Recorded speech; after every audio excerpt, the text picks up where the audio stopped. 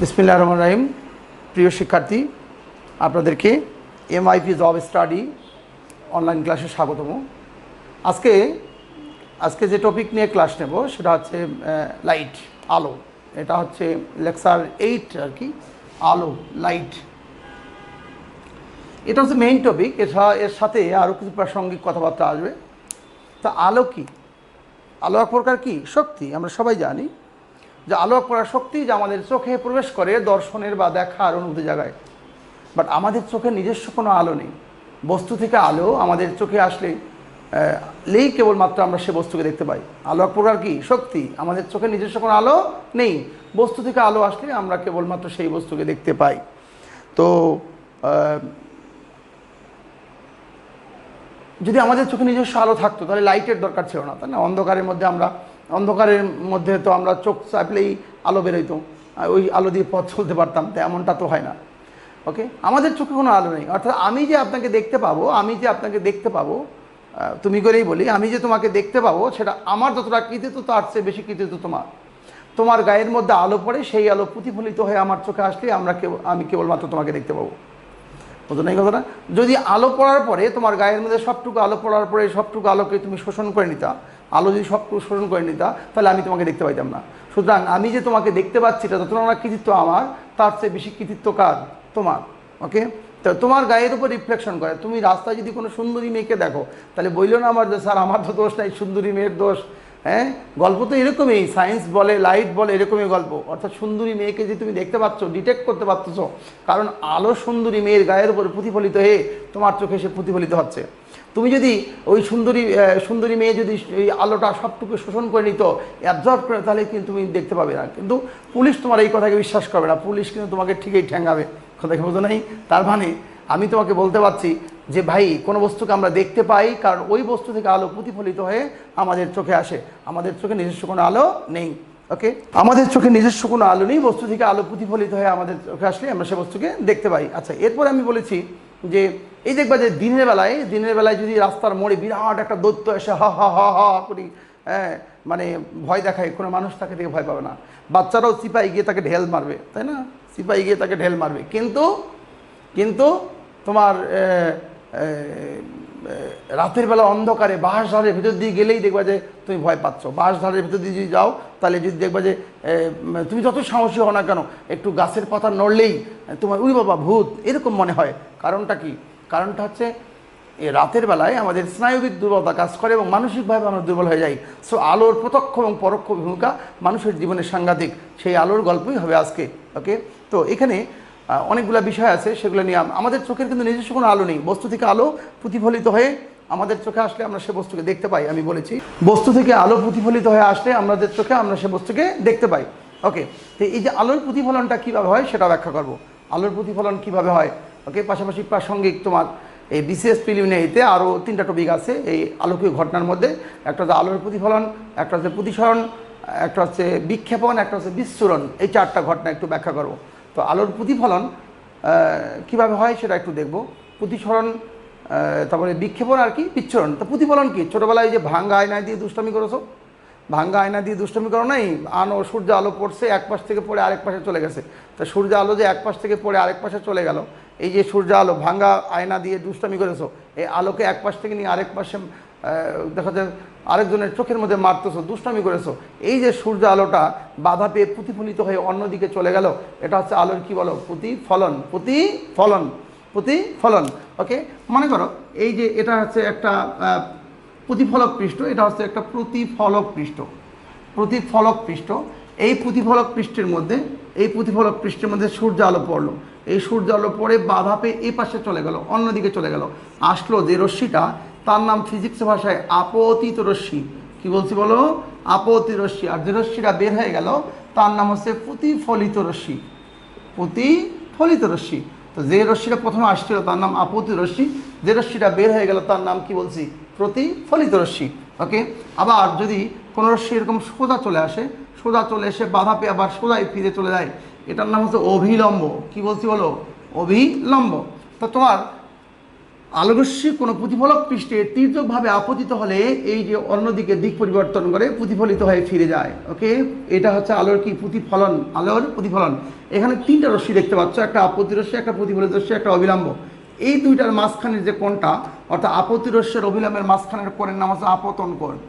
আপতন কোণ। এই প্রতিফলিত রশ্মি এবং অবিলম্বের মাঝখানের নাম হচ্ছে প্রতিফলন কোণ। প্রতিফলন কোণ। ওকে, এটা হচ্ছে আপতন কোণ, এটা কি প্রতিফলন কোণ। আপতন কোণ আর প্রতিফলন কোণ কিন্তু অলওয়েজ কি সমান। আপতন কোণ প্রতিফলন কোণ সমান হবে কখন? যদি তোমার যেটা নিয়মিত প্রতিফলন হয়, অর্থাৎ সমতল পৃষ্ঠে প্রতিফলন হয়, তাহলে আপতন কোণ আর প্রতিফলন কোণ কী হবে? সমান হবে। যে বিন্দুতে আলোকরশ্মি এসে পড়লো সেই বিন্দুর নাম হচ্ছে আপতন বিন্দু। আপতন বিন্দু। ওকে, আর এই চিত্রটাই লিখলাম হচ্ছে আলোর প্রতিফলন। আমি আবারও বলি, আমি বলেছি আলো এক প্রকার শক্তি, কিন্তু আমাদের চোখে নিজস্ব কোনো আলো নেই। বস্তু থেকে আলো প্রতিফলিত হয়ে আমাদের চোখে আসলে আমরা সে বস্তুকে দেখতে পাই। তা আমাদের চোখে যে আলো প্রতিফলিত হয়ে আসে বললাম, তো আলোর প্রতিফলনটা কি? আলোর প্রতিফলনটা কীভাবে ঘটে? আমি বললাম তির্যকভাবে যদি কোনো বস্তুর আলো এসে পড়ে সেই আলোটা প্রতিফলিত হয়ে তির্যকভাবেই চলে যাবে। এক পাশ থেকে এসে বাধা পেয়ে ফিরে চলে যাবে, অন্যদিকে চলে যাবে। ওই যে বললাম আয়না, ভাঙ্গা আয়নার মধ্যে সূর্য আলো ফেলে আরেক পাশে তোমার ছোটোবেলায় দুষ্টামি করেছো যে আয়না নিয়ে আয়নার মধ্যে আলো ফেলে পাশে আরেকটা ছেলের মুখে বা আরেকটা মেয়ের মুখে তুমি মারছো, এরকম করছো। পাশের বাসার মেয়েটার মুখেও মারতে পারো, এরকমও করছো ছোটোবেলায় দুষ্টামি করেছো। তাই এটা হচ্ছে তোমার আলোর কি প্রতিফলন। কিন্তু সোজা যদি আসে বাধা পেয়ে আবার সোজায় ফিরে চলে যায়, এটাও আলোর কি প্রতিফলন। তাহলে এক্ষেত্রে খেয়াল করতে হবে এটা অস্বচ্ছ। তাহলে আলোর প্রতিফলনের সংজ্ঞাটা আমরা কি বলতে পারি? যে আলোকরশ্মি কোনো অস্বচ্ছ প্রতিফলক পৃষ্ঠে বাধা পেয়ে ফিরে গেলে মানে কি সোজা এসে বাধা পেয়ে সোজা ফিরে গেছে, অথবা দিক পরিবর্তন করলে তাকে আলোর কি বলা হয়? প্রতিফলন। আশা করি বুঝতে পেরেছো। তো আলোর নিয়মিত প্রতিফলন দুটো সূত্র মেনে চলে, একটা হচ্ছে আপতন কোণ, একটা হচ্ছে প্রতিফলন কোণ সমান। নিয়মিত মানে কি সমতল পৃষ্ঠে হতে হবে, সমান জায়গা হতে হবে। আপতন কোণ প্রতিফলন কোণ কি বলছি? সমান। মনে থাকবে কিনা? এই গেল আলোর প্রতিফলনের গল্প। আচ্ছা, এবার আলোর প্রতিসরণ ব্যাপারটা কি জানি? আলোর প্রতিসরণটা কি? আলোর প্রতিসরণটা হচ্ছে, তুমি এই যে বর্ষাকাল চলতেছে, বর্ষাকালে গ্রামের লোকজন দেখবে রাত্রিবেলা টর্চ দিয়ে মাছ ধরে, দেখো না? টর্চ জ্বালায় মাছ ধরে। বর্ষাকালে গ্রামের লোকজন টর্চ জ্বালায় মাছ ধরে না? তো বর্ষাকালে গ্রামের লোকজন টর্চ জ্বালায় মাছ ধরে। এই মাছ ধরতে গিয়ে দেখবে যে তোমার শখ হইলো যে আমি গ্রামে গেছি, কোভিড-19 কারণে গ্রামে গিয়ে আসো, তোমার আর ছেলেরা যারা মনে করতেছে যে আমি একটু মাছ ধরি, তুমি যদি এখন ওই যে রাত্রিবেলা একটা টর্চ লাইট নিয়ে এরকম করে খোসা আছে না, খোসা যেটাকে মাছ মারার জন্য ব্যবহার করা হয়, কিরকম ঘুতা দিয়ে মাছ মারে, এটা নিয়ে বের হও, সারা রাত ঘুরবা, দেখা যাচ্ছে 3টা পুঁটি মাছ পাবা না। কারণটা কি? যে লোকটা মাছ ধরতে রেগুলার, এটার অভিজ্ঞতা আছে যার, যে রেগুলার যায় মাছ ধরতে, সেই লোকটার ও জানি যে কোন অ্যাঙ্গেলে ঘুতা মারলে ঠিক মাছ বরাবর পৌঁছাবে। কারণটা কি? এই বাইরে ফাঁকা জায়গা, এটা হচ্ছে বায়ু মাধ্যম। এই বায়ু মাধ্যম থেকে পানি মাধ্যমে যখন আলো প্রবেশ করবে, এই মাধ্যম চেঞ্জ করার সময় মাধ্যম দ্বয়ের বিভেদ তলে গিয়ে আলোকরশ্মি কিছুটা দিক পরিবর্তন করবে। আলোকরশ্মির এই দিক পরিবর্তন হওয়ার ঘটনাকে বলা হচ্ছে আলোর কি প্রতিসরণ। কথা কি বুঝতে পেরেছো কিনা? তার মানে কি, একটু আগে বললাম আলোর প্রতিফলন, সেটা বাধা পেয়ে ফিরে গেছে, বাধা পেয়ে কি ফিরে গেছে, বাধা পাইছে, যে পাশে বাধা পেয়েছে আবার বাধা পেয়ে ওই পাশে ফিরে চলে গেছে। আর এখন যেটার কথা বলছি সেটা ভেতরে ঢুকবে। তাহলে বাতাস থেকে বায়ু মাধ্যম থেকে আলোকরশ্মি যখন পানি মাধ্যমে প্রবেশ করলো, তখন মাধ্যম দ্বয়ের বিভেদ তলে গিয়ে কিছুটা দিক পরিবর্তন করো। আলোকরশ্মির এই দিক পরিবর্তন হওয়ার ঘটনাকে বলা হচ্ছে আলোর কি প্রতিসরণ। আশা করি বুঝতে পেরেছো কিনা? আলোকরশ্মির কি দিক পরিবর্তন হওয়ার যে ঘটনা, তার নাম আলোর কি বলছি বলো? প্রতিসরণ। তার মানে কি, এই যে মাধ্যম চেঞ্জ করে ফেললো, তাহলে তোমার এই যে তুমি দেখবা যে উরি বাবা বিরাট শোল মাছ, এবার খোসা দিয়ে ঘুতা মারবা, ঘুতা মারে দেখবে যে নিজের পায়ের মধ্যে মারি দিছো। কারণ আলোকরশ্মি বাতাস থেকে যখন পানির মধ্যে প্রবেশ করবে, তো বিভেদ তল মানে পার্থক্য সৃষ্টিকারী তল, এর মধ্যে কিছুটা মোচড় দেবে, কিছুটা মোচড় দিয়ে আবার চলে যাবে। আলোকরশ্মির এই দিক পরিবর্তনের ঘটনাকে বলে আলোর কি বলছি? প্রতিসরণ। আশা করি বুঝতে পেরেছো। একটু দেখি তো, যাই হোক, এই প্রতিফলনের ব্যাপারটা বলেছি যে একই দিকে, মনে করো এই বোর্ডটা, এখানে যদি টর্চ লাইট দিয়ে আলো মারি, এই পাশ থেকে মারলাম, এই পাশ থেকে আলো মারলে আলোটা ওই পাশ দিয়ে বের হয়ে চলে যাবে। এই যে এ পাশটা মারলাম, বাধা পেয়ে ওই পাশে চলে যাবে। স্ট্রেট 90 ডিগ্রি আসলে সোজা এসে বাধা পেয়ে আবার সোজা ফেরত চলে যেত। আশা করি বুঝতে পেরেছো। এই গেল আলোর প্রতিফলন। এবার প্রতিসরণের চিত্রটা একটু দেখাবো। তাহলে বর্ষাকালে যে গ্রামে মাছ ধরে সেই ঘটনাটার নাম কি? আলোর কি বলো? প্রতিসরণ। ওকে, এখানে দুইটা ঘটনা, একটা হচ্ছে হালকা থেকে ঘন আলোকরশ্মি যেতে পারে, হালকা মাধ্যম থেকে ঘন মাধ্যম, অথবা আরেকটা হতে পারে কি ঘন মাধ্যম থেকে হালকা মাধ্যম। অর্থাৎ তুমি নিজেই পুকুরে ডুবছো, সেখান থেকে যদি টর্চ মারো, তাহলে টর্চ মারলে তোমার পুকুরের পানি থেকে, এই পুকুরের পানির ভেতর থেকে তোমার আলোটা বাইরে চলে যাবে না। তাহলে সেক্ষেত্রে কী হলো, ঘন মাধ্যম থেকে হালকা মাধ্যম। তাহলে হালকা থেকে ঘন বা ঘন থেকে হালকা দুটাই আলো যেতে পারে। ওকে, তা আমরা দুটো চিত্রই দেখব, একটু খেয়াল করো। এই যে মনে করো প্রথমটা এটা হচ্ছে এই বক্স দ্বারা বোঝাচ্ছি, এই বক্স দ্বারা বুঝছি ঘন মাধ্যম। ওকে, এখানে আমি দুইটা চিত্র ইউজ করব, একটা হালকা থেকে ঘনের দিকে দেবো, একটা হচ্ছে ঘন থেকে হালকার দিকে দেবো।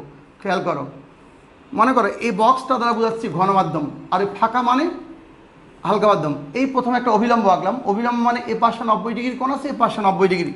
কোনো রেখা যদি তলের সাথে দুই পাশে 90 ডিগ্রি কোণে কোণ উৎপন্ন করে, এ পাশে 90 এ পাশে 90, তখন তাহাকে বলা হয় কি অভিলম্ব। তার মানে এটাকে আমি বলবো অভিলম্ব, অভিলম্ব, অভিলম্ব, এ পাশে 90 এ পাশে 90। ওকে, এমন অবস্থায় যদি আমি এই পাশ থেকে এই যে হালকা, এটা হচ্ছে বায়ু মাধ্যম, মানে এটা হালকা, এটা ঘন মাধ্যম আমি ধরে নিলাম। তাহলে হালকা থেকে এটা হালকা,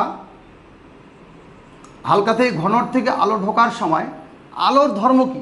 আলোর ধর্ম কি? সোজা যাওয়া, স্ট্রেট লাইনে যাবে, এটাই স্বাভাবিক। আলোর ধর্ম হচ্ছে সোজা যাওয়া, আলো সোজা যেতে চাবে, এটাই স্বাভাবিক। আলো সোজা যেতে যাবে, কারণ যাওয়ার সময় এই মাধ্যম দ্বয়ে বিভেদ তলে গিয়ে কিছুটা মোচড় দেবে, কিছুটা মোচড় দিয়ে বেঁকে আসবে। অর্থাৎ সোজা যেতে গিয়ে না গিয়ে একটু বেঁকে আসবে, একটু বেঁকে আসবে, অবিলম্বের দিকে বেঁকে আসবে। এই দেখো, এই এটা সোজা যাওয়ার কথা ছিল, কারণ আলো জানি আমি সরল পথে চলবে, এইখানে ধাক্কা খেয়ে একটু বেঁকে আসবে, অবিলম্বের দিকে বেঁকে আসবে। তাহলে হালকা থেকে ঘনর দিকে ঢোকার সময় আলোকরশ্মি মোচড় দিয়ে অবিলম্বের দিকে একটু বেঁকে আসলো। আলোকরশ্মি এই বেঁকে দেওয়াটাকে বলা হয় আলোর প্রতিসরণ। আলোর কি বলো? প্রতিসরণ। ওকে, তাহলে বারবারে আপতন কোণ না লেখে আমরা আপতন কোণকে আই দ্বারা প্রকাশ করি। আপতন কোণকে আই আর প্রতিসরণ কোণকে আর। প্রতিসরণ কোণকে কী দেবো? আর। এটা হচ্ছে আই, এটা হচ্ছে আর। আমাকে এখন তোমরা বলো যে এখানে আই বড় নাকি আর বড়? দেখো তো, আই বড় নাকি আর বড়? যদি চিত্রটা হালকা থেকে ঘনর দিকে হয়, চিত্র আলোর প্রতিসরণ, এটা হচ্ছে হালকা থেকে ঘন, হালকা থেকে ঘন। বলো এখন আমাকে, এটা কি কোন দিক থেকে কোন দিক থেকে? হালকা থেকে ঘন। এখানে আই বড় নাকি আর বড়? নিশ্চয় দেখবে আই বড়, অর্থাৎ I is greater than R. I is greater than. I মানে কি? আপতন কোণ। আই মানে কি বলো? আপতন কোণ। আই মানে আপতন কোণ। তা আই এর মান কি? আই এর মান আর এর চেয়ে বড় কিনা? আর মানে বলছি প্রতিসরণ কোণ। তা আই এর মান আপতন কোণ যেটা আর কি, সেটা হচ্ছে আর এর চেয়ে বড় কখন? যখন আলোকরশ্মি হালকা থেকে ঘনর দিকে যাবে। হালকা থেকে ঘনর দিকে আলোকরশ্মি গেলে একটুকুই শেষ, এর বাইরে 1 ইঞ্চিও কিছু হবে না। কথা কি বুঝতে পেরেছো কিনা? একটু খেয়াল করো, এই হালকা থেকে ঘনর দিকে, হালকা থেকে ঘনর দিকে যাওয়ার সময় এটা আপতন কোণ, এটা হচ্ছে প্রতিসরণ কোণ। এবার উল্টা করি, উল্টা। এবার যদি ঘন মাধ্যম থেকে আলোকরশ্মিকে হালকার দিকে দেই, ঘন থেকে হালকার দিকে দেই, ঘন থেকে হালকার দিকে দেই, ঘন থেকে হালকার দিকে দেই, আলোকরশ্মি ঘন থেকে হালকার দিকে গেলে এবার কিন্তু উল্টা হয়ে যাবে। তুমি যখন ঘন থেকে হালকার দিকে যাবে একটু প্রসারিত হয়ে যাবে। আগেরটা ছিল কি? কনজাস্টেড হয়ে ভেতরের দিকে ঢুকে আসছে, কনজাস্টেড হয়ে ভেতরের দিকে ঢুকে আসছে, এইখান থেকে এসে ভেতরের দিকে ঢুকে গেছে। এবার ঘন থেকে হালকার দিকে যাওয়ার সঙ্গে প্রসারিত হয়ে যাবে, ঘন থেকে হালকা দিয়ে প্রসারিত হয়ে যাবে। সোজা যাওয়ার কথা ছিল, সোজা দিতে না পেরে একটু বেঁকে গেছে, অর্থাৎ অবিলম্ব থেকে দূরে সরে গেছে, অবিলম্ব থেকে দূরে সরে গেছে। অর্থাৎ আই আর আর চিন্তা করো। তাহলে এবার দেখো তো কে বড়? আই বড় নাকি আর বড়? এই ঘরটা একটু বড় করি। আই বড় নাকি আর বড়? এবার দেখো আই ইজ লেস দেন আর। আপতন কোণটা ছোট, প্রতিসরণ কোণটা বড়। এখানে আপতন কোণ মানে কি? আই। আই নিচে দেখো ছোট, প্রতিসরণ কোণ বড়। আমি যদি আপতন কোণকে আরও বড় করি, অর্থাৎ I2 করি, আপতন কোণ আরও বড় করি, আপতন কোণ আরও বড় করলে প্রতিসরণ কোণ নিচের দিকে নেমে আসবে, প্রতিসরণ কোণ নিচের দিকে নেমে আসবে, অর্থাৎ প্রতিসরণ কোণ বড় হয়ে যাবে। অর্থাৎ R2 এর মানটা দেখো বড় হয়ে গেছে। কিন্তু বড় হতে গিয়ে দেখলাম যে R2 এর মান 90 ডিগ্রি হয়ে গেছে। R2 এর মান 90 ডিগ্রি হওয়ার জন্য দায়ীকে নিশ্চয় এই 2 নম্বর আপতন কোণটা। এই 2 নম্বর আপতন কোণের তাই আরেক নাম বলা যায় সংকট কোণ বা ক্রান্তি কোণ। কি বলছি বলো? সংকট বা ক্রান্তি কোণ। থিটা সিধা প্রকাশ করেছি। আমার মনে হলো যে আমি একটু আরও বড় করি, আরও বড় করি, আপতন কোণকে আরও বড় করলাম, অর্থাৎ এবার করলাম I3। ওকে, আচ্ছা আমি বোঝার সুবিধার্থে একটু মার্কিং করি। এটা 1 নম্বর রশ্মি, এই 1 নম্বর রশ্মি এই দিক দিয়ে গিয়ে এ পাশ দিয়ে না যায়, এই যে 1 নম্বর রশ্মি বের হয়ে গেছে।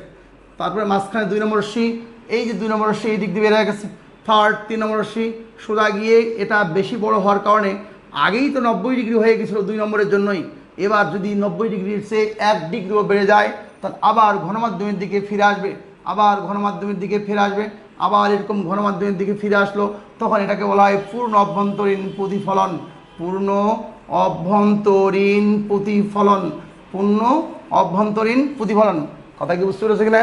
তাই দেখো এখানে আপতন কোণ আঁকছি আমি তিনটা, I1 I2 I3, I1 I2 I3। এখানে 1 নম্বর রশ্মি, 2 নম্বর 3 নম্বর দিয়েছি।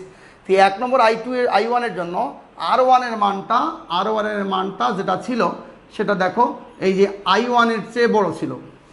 এখানে I কি লেস দেন আর, অর্থাৎ কি আর এর চেয়ে I কি ছোট, অর্থাৎ প্রতিসরণ কোণের মান কি বড়। কখন ঘন থেকে আলোক রশ্মি যদি হালকার দিকে যায়, ঘন থেকে হালকার দিকে যায়, তার আলোর প্রতিসরণের ক্ষেত্রে দুই ধরনের ঘটনাই ঘটতে পারে। হালকা থেকে ঘনর দিকে যেতে পারে, অথবা কি ঘন থেকে হালকার দিকে যেতে পারে। হালকা থেকে ঘনর দিকে গেলে তোমার এখানেই শেষ। দেখো হালকা থেকে ঘনর দিকে গেলে গল্প এখানেই শেষ, একটা আপতন কোণ একটা প্রতিসরণ কোণ। কিন্তু যদি ব্যাপারটা উল্টা হয়, ঘন থেকে হালকার দিকে যায়, যদি ব্যাপারটা উল্টো হয়, ঘন থেকে হালকার দিকে যায়, এটা ঘন মাধ্যম এটা হালকা মাধ্যম, তাহলে কি ঘন থেকে হালকার দিকে গেলে আপতন কোণের যে মান থাকবে তার চেয়ে প্রতিসরণ কোণের মান কী হবে, বড় হবে। আপতন কোণের মানের চেয়ে প্রতিসরণ কোণের মান বড় হবে। কিন্তু 2 নম্বর আপতন কোণের জন্য প্রতিসরণ কোণটা হয়ে গেছে 90 ডিগ্রি। 2 নম্বর আপতন কোণটার জন্য যেহেতু প্রতিসরণ কোণে 90 ডিগ্রি হয়ে গেল, তাই অর্থাৎ এটা বিভেদ তলের উপর দিয়ে চলে গেছে প্রতিসরিত রশ্মিটা। ওকে, তাই এই 2 নম্বর আপতন কোণটাকে বলা হয় কি সংকট বা ক্রান্তিকোণ। মনে রাখতে হবে 90 ডিগ্রি সংকট কোণ বলে না, 90 ডিগ্রি তৈরির জন্য দায়ী যে আপতন কোণটা তার নাম সংকট কোণ। এবার 2 নম্বরের চেয়ে বড় যখন 3 নম্বর হবে, অর্থাৎ আপতন কোণের সাইজ যখন বড় হয়ে যাবে, আগেই তো 90 ডিগ্রি হয়ে গেছিল প্রতিসরণ কোণ, সংকট কোণ যখন হয়েছিল তখনই, এবার 90-এর চেয়ে যদি বেশি হয়ে যায়, আলো রশ্মি আবার ঘনমাধ্যমেই ফিরে আসবে। অর্থাৎ দেখতে নারী চলন বাঁকা, দেখতে যেহেতু আলোর প্রতিফলনের মতন, যে মাধ্যম থেকে গিয়ে আবার ওই মাধ্যমে ফিরে যায়, এটা কি আলোর প্রতিফলন না? তা ঘন থেকে গিয়ে আবার ঘন দিকেই ফিরে আসলো, তাই ওটার নাম পূর্ণ অভ্যন্তরীণ প্রতিফলন। কিন্তু মনে রাখতে হবে এটা কোনো কোণের নাম নয়, এটা একটা ঘটনার নাম। কোণটা কিন্তু আগের মতোই প্রতিসরণ কোণ, অর্থাৎ I1 I2 I3 তিনটা আপতন কোণ, R1 R2 R3 তিনটা আপতন কোণ। সুতরাং ভুলেও কেউ 90 ডিগ্রিকে আবার প্রতিসরণ কোণ মনে করো না। সায়েন্সে পড়েছো, তোমাদের মধ্যে আছে 90 ডিগ্রির প্রতিসরণ সংকট কোণ মনে করেন না। 90 ডিগ্রি তৈরির জন্য দায়ী যে আপতন কোণটা তাকে বলা হয় কি সংকট কোণ। 90 ডিগ্রি তৈরির জন্য দায়ী, 90 ডিগ্রি তৈরির জন্য দায়ী কে? I2। তা I2 এর মান 24 degree, 25 degree, 30 degree, 26 degree, 27 degree, যে কোনো কিছু হতে পারে। এক এক পদার্থ একরকম। সংকট কোণ ফিক্সড কোনো ব্যাপার নয়। সংকট কোণের জন্য যে প্রতিসরণ কোণটা হয় 90 ডিগ্রি, ওটা ফিক্সড। কিন্তু 90 ডিগ্রিকে তো সংকট কোণ বলে না। যেমন হীরক, ডায়মন্ড, হীরা, ওই হীরার সংকট কোণ হচ্ছে 24 ডিগ্রি। কত ডিগ্রি বলো? 24 ডিগ্রি। তো হীরক খণ্ড থেকে আলোকরশ্মি মাত্র 24 ডিগ্রি আপতন কোণ যদি তৈরি করে বের হতে চায় আলোকরশ্মি, তাহলে আবার কি বলে প্রতিসরণ কোণের মান তখন 90 ডিগ্রি তৈরি হয়ে যাবে। তাহলে প্রতিসরণ কোণের মান 90 ডিগ্রি তৈরি হইল কার জন্য? ওই 24 ডিগ্রি আপতন কোণের জন্য। তাই 24 ডিগ্রি আপতন কোণ বলা হচ্ছে কি সংকট কোণ বা ক্রান্তিকোণ। আর এই সংকট কোণের চেয়ে বড় কোণ অর্থাৎ 25 ডিগ্রি যদি হইতো, তা আলোকরশ্মি আবার ঘনমাধ্যমে ফিরে আসবে। এই জন্য দেখবে হীরক সবসময় জল করে, হীরক খণ্ড জল করে। প্রকৃতি হতে প্রাপ্ত মাটির ভেতর থেকে যে হীরক পাওয়া যায়, সেই হীরক খণ্ড কখনো জল করে না, ওটা একটা অনুজ্জ্বল অনুর্বর। মনে করো যে হীরক কোন সব দেশে পাওয়া যায়? আফ্রিকা মহাদেশে পাওয়া যায়। তুমি খালি দক্ষিণ আফ্রিকা মনে করো না, Sierra Leone, Ghana, Ivory Coast, এইসব দেশেই দুনিয়ার ফকিন রাষ্ট্র, গরিব রাষ্ট্র, এদের দেশের জমিতে কোনো ফসল ফলে, এইসব দেশে এত দামি একটা পাথর পাওয়া যায়, ডায়মন্ড পাওয়া যায়, তাহলে এদের অত অভাব কেন? বিশ্বের 1 নম্বর 2 নম্বর ধনী দেশের নাম কি? কঙ্গো নাকি? গরিব রাষ্ট্র। পৃথিবীর 2 নম্বর গরিব রাষ্ট্র, 1 নম্বর গরিব রাষ্ট্রের নাম কঙ্গো।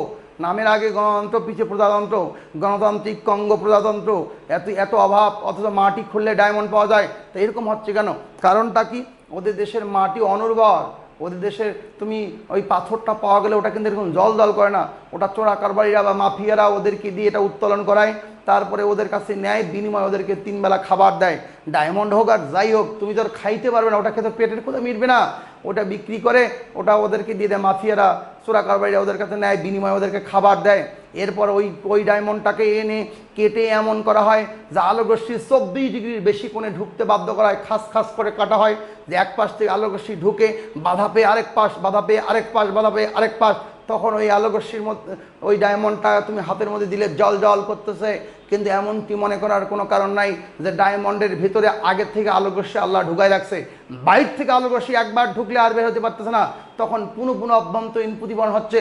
তাই বলা হয়, তোমাকে যদি পরীক্ষায় প্রশ্ন আসে যে ডায়মন্ড বা হীরক উজ্জ্বল দেখায় কেন, কি বলবা, পুনঃ পুনঃ অভ্যন্তরীণ প্রতিফলন, অর্থাৎ আলোকরশ্মি সংকট কোণের চেয়ে বড় কোণে ওখানে প্রবেশ করলেই সেটার বাধা পেয়ে এক পাশ থেকে আরেক পাশ যাবে, পুনঃ পুনঃ অভ্যন্তরীণ প্রতিফলন হবে, তখন মনে হবে জল জল করতেছে। বাট এক ফোঁটা আলো যদি না থাকে হীরককে কিন্তু জল জল করবে না। তুমি প্রিলিমিনারি পাস করলে রিটেন পরীক্ষায় ধরনের কোশ্চেন আসবে, রিটেন পরীক্ষায় বলবে যে প্রকৃতি হতে প্রাপ্ত হীরকখণ্ড অনুজ্জ্বল দেখায় কেন, তখন আমার এই কথাটা হুবহু দিয়ে দিবা। আশা করি বোঝাতে পেরেছি। আমি আবারও বলি ভাই, যদি আলোকরশ্মি হালকা থেকে ঘনর দিকে যায়, হালকা থেকে ঘনর দিকে যায়, কোনো রকম কোনো গল্প নেই, হালকা থেকে ঘন হলে একটু গল্প শেষ। একটা নাম আপতন কোণ, একটা নাম প্রতিসরণ কোণ। আপতন কোণের সাইজ ছোট, প্রতিসরণ কোণের আপতন কোণের সাইজ বড় প্রতিসরণের চেয়ে, অর্থাৎ এটা হালকা থেকে ঘনর দিকে যখন কোনো কিছু ঢোকে তখন চুপসে যাবে, এটাই স্বাভাবিক। কিন্তু ঘন থেকে যখন হালকার দিকে যাবে তখন এটা প্রসারিত হয়ে যাবে। আর ঘন থেকে হালকার দিকে যাওয়ার সময় প্রসারিত হয়ে গেছে, তাই প্রতিসরণ কোণের মান বড় হয়ে গেছে। ওকে, তো এটা হচ্ছে আলোর প্রতিসরণ কখন, হালকা থেকে ঘন। আর এটা হচ্ছে আলোর প্রতিসরণ কখন, এটা হচ্ছে আলোর প্রতিসরণ। এটা কিন্তু ঘন থেকে হালকা, এটা কি ঘন থেকে কি হালকা। তাই হালকা থেকে ঘনর দিকে হলে তোমার আপতন কোণটা প্রতিসরণ কোণের চেয়ে বড় হবে, তাই বলেছি আই ইজ গ্রেটার দেন আর। কিন্তু ঘন থেকে হালকার দিকে হলে প্রতিসরণ কোণ আপতন কোণের চেয়ে বড় হবে, তাই বলেছি আই ইজ লেস দেন আর। সংকট কোণের ক্ষেত্রে বলেছি আপতন কোণের যে মানের জন্য প্রতিসরণ কোণের মান 90 ডিগ্রি হয়, আপতন কোণের সেই মানকে সংকট কোণ বলে। এখানে I2 হচ্ছে সংকট কোণ, I2 হচ্ছে কি বলো, সংকট কোণ। এই I2-র জন্য 90 ডিগ্রি প্রতিসরণ কোণ জন্ম হয়েছে, তাই সংকট কোণকে আমরা থিটা সি দ্বারা প্রকাশ করি। আশা করি বুঝতে পারছো। আর সংকট কোণের চেয়ে বড় যদি আপতন কোণ হয় তখন আলোকরশ্মি আবার ঘনমধ্যে ফিরে আসে, ঘনমধ্যে ফিরে আসার ঘটনাকে বলছি পূর্ণ অভ্যন্তরীণ প্রতিফলন। এটা ঘটনার নাম, বাট কোণটার নাম কিন্তু R3 মানে কি প্রতিসরণ কোণ। মনে রাখতে হবে পূর্ণ অভ্যন্তরীণ প্রতিফলনের উৎকৃষ্ট উদাহরণ নাম কি বলো, মরীচিকা নাম শোনাই। তাহলে মরীচিকা মানে কি, দৃষ্টিভ্রম। পথিক ভাবছে সামনে পানি, আসলে সামনে পানি নেই, বালি চকচক করতেছে, এটাই হচ্ছে মরীচিকা, দৃষ্টিভ্রম। আশায় দিন গেল, আশা পূরণ হলো না, তার নাম কি হলো, মরীচিকা। মনে করো এই যে সূর্য আলো নিচে পড়ে, নিচের এগুলো বালি মরুভূমিতে যাচ্ছে, উটের পিঠে বৈশা পথিক উটের পিঠে বৈশা আছে, পথিকের চোখের কাছাকাছি বাতাসের স্তর অপেক্ষাকৃত ভূপৃষ্ঠের তুলনায় ঘন, কারণ সূর্যের আলো এবং তাপ সরাসরি গিয়ে হিট করে ভূপৃষ্ঠে, এখানকার বালুগুলো উত্তপ্ত হয়ে গেছে। তোমরা জানো বালু মানে কি সেমিকন্ডাক্টর, এটাও সিলিকা মানে কি সেমিকন্ডাক্টর, সিলিকন থেকে আসছে সিলিকা। সেক্ষেত্রে এই বালুগুলো একবার উত্তপ্ত হলে সহজে আর কি ঠান্ডা হয় না। গ্রামে দেখবে মুড়ি ভাজে, বালু উত্তপ্ত করে, চুলা যদি বন্ধ করে দেয় ওই গরম চাল বালির মধ্যে দিলে ফুটফট করে ফুড়ে মুড়ি বের হয়ে যায়। সুতরাং বালি একবার সহজ উত্তপ্ত হলে সহজ আর ঠান্ডা হবে না, কেননা কুপরিবাহী পদার্থর মতন আর কি ব্যাখ্যা হচ্ছে, কুপরিবাহী পদার্থ সহজে গরমও হয় না, আবার সহজে কি ঠান্ডাও হয় না। ওকে, দেখো না আমি বললাম যে সূর্যের তাপে এই বাতাসে যে ভূপৃষ্ঠের কাছাকাছি বা বালুর কাছাকাছি বাতাসের স্তরটা হালকা হয়ে যাবে, যত উপরের দিকে উঠবে বাতাস তত ঘন হবে, ঘন হতে হতে উপরের দিকে মেঘ হয়ে যাবে। অর্থাৎ বাতাস সবচেয়ে ঘন কোথায়, উপরে, সবচেয়ে হালকা কোথায়, ভূপৃষ্ঠে। পথিক এখানে উটের পিঠে বৈশা আছে, পথিকের চোখে যখন এখান থেকে আলোকরশ্মি গেল, বস্তু থেকে যখন আলোকরশ্মি গেল, তখন দেখো হালকা থেকে ঘনর দিকে গেছে, ঠিক, কিন্তু গেলেই তো হবে না, অন্ধ ব্যক্তির চোখেও তো আলো যায়, তাই অন্ধ ব্যক্তি দেখতে পায়। অন্ধ ব্যক্তির চোখ থেকে যখন আলোকরশ্মি বের হয়ে যায়, তখন সে দেখতে পাবে ওই যে বস্তুটা পড়বে। কিন্তু অন্ধ ব্যক্তির চোখের লেন্সের সমস্যা, ওনার চোখে আলো আসে ঠিক বের হয় না, এই জন্য উনি দেখতে পায় না। সুতরাং তোমার চোখে আলো গেলেই শুধু হবে না, তোমার চোখ থেকে আলো বের হতে হবে। অর্থাৎ কোনো বস্তু দেখতে গেলে দুই ধরনের ঘটনা লাগে, বাইরে থেকে বস্তু থেকে যখন আসে তার নাম প্রতিফলন, আর ব্যক্তির চোখ থেকে যখন বের হয় তার নাম প্রতিসরণ। অন্ধ ব্যক্তির চোখে প্রতিসরণ ঘটে না বিদায় উনি দেখতে পায় না। তো এমত অবস্থায় এই পথিকের চোখে যখন দূর থেকে আলোকরশ্মি প্রবেশ করলো তখন হালকা থেকে ঘনর দিয়ে গেল, কিন্তু পথিকের চোখ থেকে যখন বের হচ্ছে তখন দেখো ঘন থেকে হালকার দিকে যাওয়ার চেষ্টা করে। এই ঘন থেকে হালকার দিকে যাওয়ার চেষ্টা করবে, কিন্তু হালকার দিকে যাওয়ার সময় যদি আপতন কোণের সাইজটা বেশি বড় হয়ে যায়, হালকার দিকে প্রবেশ করতে না পেরে আবার ঘন মাধ্যমে ব্যাক করবে। নদীর ঢেউ যেমন চিলতে ওঠে, এরকম করে আলোটাও চিলতে উঠবে, ওখানে বালি চিকচিক সিক করবে, পথিক মনে করবে পানি সিক করতেছে, সব কিছু মানে পথিকের কাছে মনে হবে পানি সিক করতেছে। এইটাই হচ্ছে পথিকের কি দৃষ্টিভ্রম, পথিকের দৃষ্টিভ্রম। ওদের মরুভূমি লাগবে না। বাংলাদেশেও যদি তুমি যে হাইওয়েতে চলো, এই ঠিক দুপুরবেলায় প্রচণ্ড গরমে এই রোদের মধ্যে মোটরসাইকেল বা গাড়িতে যদি চলো, ওকে বাসের মধ্যে বসে থাকো বা মোটরসাইকেল হলেও বুঝতে পারবা, দেখবে সামনে হাইওয়েতে ওয়েল কার্পেটিং রাস্তা যদি হয়, রাস্তা যদি খুব কার্পেটিং সুন্দর হয়, দেখবে সামনে বালি সিক করতেছে, কাছে পানি সিক করতেছে, কাছে গিয়ে দেখবে পানি নাই। আসলে কি সূর্যের তাপে রোড বা রাস্তা উত্তপ্ত হয়ে গেছে, রাস্তার কাছাকাছি বাতাসের স্তর হালকা হয়ে গেছে। তুমি পথিক যেখানে মোটরসাইকেল ড্রাইভ করতেছ, একটু উঁচুতে বসে আসো, তোমার চোখের কাছাকাছি বাতাসের স্তর কি ঘন থেকে আলোক সে হালকার দিকে ঢোকার সময় ঠিক ঢুকতে পারে নাই, ঢুকতে না পারে মাটি পর্যন্ত স্পর্শ না করে ফাঁকায় কাম ব্যাক করেছে, ফাঁকায় কাম ব্যাক করেছে, ফাঁকায় কাম ব্যাক করেছে, তখন বাতাসটা দুলবে, আলোটাও দুলবে, তুমি পথিকের কাছে মনে হবে পানি সিক করতেছে। মোট কথা পথিকের দৃষ্টিভ্রম হবে। আসলে ভাই এই পথিক যদি এরকম করে উটের পিঠে বসে না থাকে বা মোটরসাইকেলের উপর না থেকে মাটির উপর চিৎপাটাং হয়ে শুয়ে থাকতো, এবারটা জীবনে মরিচিকা দেখতে পাইতো না। এটাও হালকা, এটাও হালকা, এটাও হালকা, এটাও হালকা। সুতরাং মরিচিকা সৃষ্টি বা পূর্ণ অভ্যন্তরীণ প্রতিফলন সৃষ্টির পূর্ব শর্ত হচ্ছে আলোকরশ্মিকে অবশ্যই ঘনমাধ্যম থেকে হালকা মাধ্যমে যাওয়ার চেষ্টা করতে হবে। সে যেতে পারুক আর না পারুক, ঘন থেকে হালকা মাধ্যমের দিকে যাওয়ার চেষ্টা করতে হবে। শর্ত নম্বর 2, আলোকরশ্মিকে যেতে হবে, এটা বলছি। শর্ত নম্বর 2, আপতন কোণের মান সংকট কোণের চেয়ে বড় হতে হবে, অর্থাৎ I2 এর চেয়ে I3 বড়। দেখতেই পাচ্ছ কথা কি বুঝতে পেরেছি কিনা? তাহলে পূর্ণ অভ্যন্তরীণ প্রতিফলন হচ্ছে শর্ত 2টা ফলো লাগবে। 1, আপতন কোণের মান সংকটের চেয়ে বড় হতে হবে। 2, অবশ্যই আলোকরশ্মিকে ঘনমাধ্যম থেকে হালকা মাধ্যমে যাওয়ার চেষ্টা করতে হবে। সো মরিচিকা হচ্ছে দৃষ্টিভ্রম। মরিচিকা দৃষ্টিভ্রম প্রিলিমিনারি পরীক্ষায় খুব বেশি আসে যে আলোর পূর্ণ অভ্যন্তরীণ প্রতিফলনের উৎকৃষ্ট উদাহরণ কি বলবা? মরিচিকা। মরিচিকা মরিচিকা যদি অপশনে বলে এরকম বলে যে মরিচিকা কিশোদন, অপশনে দেখবে যে আলোর পূর্ণ অভ্যন্তরীণ প্রতিফলন আছে কিনা। যদি পূর্ণ অভ্যন্তরীণ প্রতিফলন থাকে তো ভালো, আর যদি পূর্ণ অভ্যন্তরীণ প্রতিফলন না থাকে তাহলে দিবা প্রতিসরণ। কেননা আলোর পূর্ণ অভ্যন্তরীণ প্রতিফলন এক প্রকার আলোর প্রতিসরণেরই ঘটনা। আশা করি বুঝতে পেরেছো। আর হীরকের সংকট কোণ বলেছিলাম 24 ডিগ্রি, পরীক্ষা আসে। হীরকের সংকট কত ডিগ্রি বলছি? 24 ডিগ্রি। ক্লিয়ার? একটু কি ক্লিয়ার বোঝা গেছে কিনা? ক্লিয়ার? বাস চিত্রটা একটু দেখে নাও। এক্ষেত্রে খেয়াল করো, হালকা থেকে ঘন, এটা হচ্ছে ঘন থেকে হালকা। আর এই রশ্মিগুলাকে বলা হয় আপতিত রশ্মি। প্রথমে যেটা আসছে মনে করো সূর্য থেকে আসছে, আর যেমনি খুশি আসুক, এখানে আপতিত রশ্মি নিচের গুলা। আর যে রশ্মিগুলো এই পাশে গেলাম কি প্রতিসরিত রশ্মি, প্রতিসরিত রশ্মি। R1 R2 R3 I1 I2 R3, এই যে 1 2 3 দিবা, এখানেও তোমরা 1 2 3 দিয়ে নিবা। চিত্রটা একটু এখানে তাড়াতাড়ি কুইক, চিত্রটা একটু এখানেও আমি বোর্ড ক্লিয়ার করবো। ওকে ঠিক আছে ভাই, তাহলে আমি বুঝতে পারলাম। নেক্সট টপিকে চলে যাবো। আচ্ছা, আপতিত রশ্মি, এটার নাম কি? প্রতিসরিত রশ্মি। ওখানে যেমন লাগছে এটাও প্রতিসরিত রশ্মি।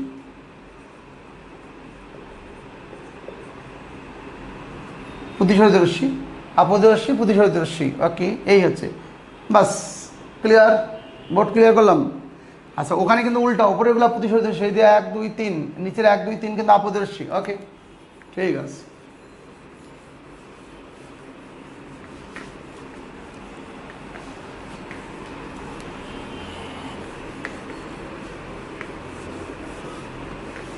নেক্সট টপিকে চলে যাই। তাহলে প্রতিফলন গেল, প্রতিসরণ গেল। ওকে, এবার আলোর বিচ্ছুরণ নিয়ে কথা বলবো। বিচ্ছুরণ, বিক্ষেপণ।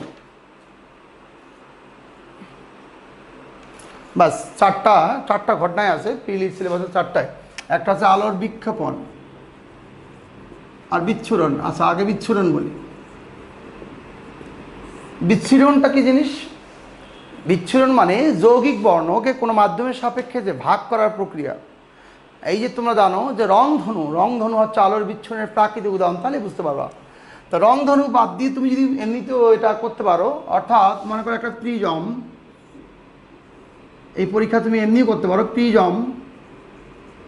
প্রিজমে এই কাচের তৈরি একটা প্রিজম মানে কি? 3 কোণাকার একটা বস্তু প্রিজম।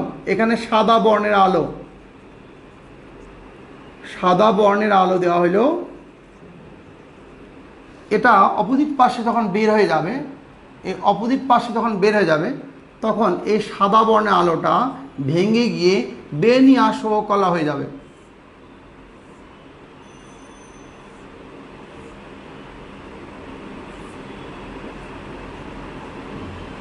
বে নি আ স হ ক লা।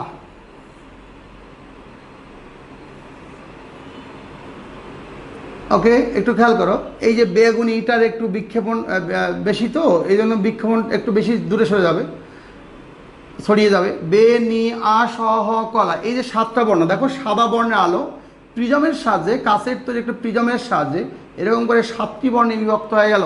এটা হচ্ছে আলোর বিচ্ছুরণ। আলোর কি বলছি বলো? বিচ্ছুরণ। তো আলোর বিচ্ছুরণটা কি বলেছে? কোনো যৌগিক বর্ণের আলোকে কোনো মাধ্যমের সাপেক্ষে ভাগ করার যে প্রক্রিয়া তার নাম আলোর বিচ্ছুরণ। এই যে একটা প্রিজম, এই প্রিজমকে প্রিজমের ভিতর দিয়ে সাদা বর্ণের আলোকে ঢুকাইলাম, অপোজিট পাশে যখন বেড়ে যাবে তখন 7টা বর্ণে ভাগ হয়ে গেল। তো এই প্রিজমের সাহায্যে সাদা বর্ণের আলোকে 7টি বর্ণে ভাগ করার যে প্রক্রিয়া তাকে বলা হচ্ছে আলোর কি? বিচ্ছুরণ। তাহলে কি বলবো? এই শুধু যে কোনো যৌগিক বর্ণের আলোকে, প্রিজম তার সংজ্ঞায় বলা যাবে না, এটা উদাহরণ আর কি। সংজ্ঞায় কি বলবো?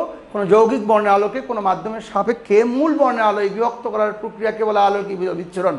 মনে করো বৃষ্টি কিছুক্ষণ আগে হয়ে গেছে, বৃষ্টি হয়ে যাওয়ার পর সূর্যের ঠিক বিপরীত পার্শ্বে আকাশে তুমি রংধনু দেখতে পাও। রংধনু দেখতে পাও না? সূর্যের ঠিক বিপরীত পার্শ্বে আকাশে রংধনু দেখা যায় কিনা?